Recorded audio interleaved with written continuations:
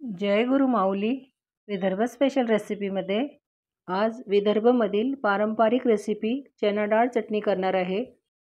विदर्भामध्ये जेवणाच्या पंक्तीत वाढली जाणारी विदर्भ स्पेशल रुचकर चविष्ट चटणी आहे। काही कार्यक्रम असेल तर आवर्जून ही चटणी केल्या जाते। चटणी करण्यासाठी अर्धी वाटी चना डाळ 3 ते 4 तास भिजत ठेवायची आहे। रात्रभर भिजत ठेवली तरी चालेल। अर्धी वाटी चना डाळ स्वच्छ धुवून घेते।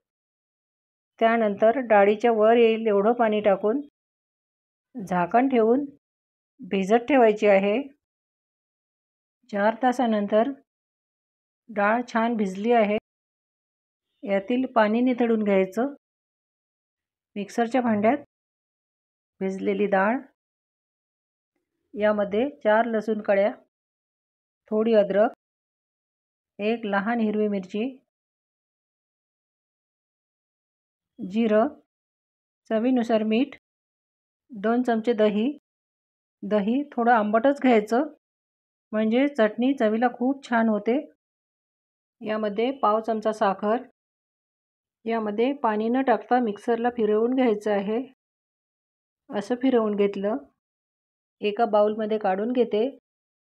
चटणी खूप जास्त पातळ करायची नाही, अशी घट्टसर ठेवायची। या चटणीला तडका द्यायचा। त्यासाठी तेल गरम केलेलं आहे।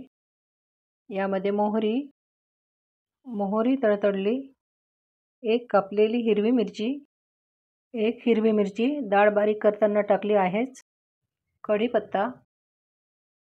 ही फोडणी लगेच चटणीवर टाकायची आहे। मिक्स करते। ही चटणी चवीला इतकी छान होते की मुलं आवडीने पोळीबरोबर चना डाळ चटणी जेवतात।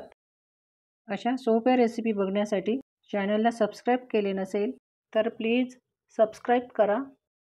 बेल आयकॉन प्रेस करा। नवीन रेसिपीची नोटिफिकेशन तुम्हाला मिळेल।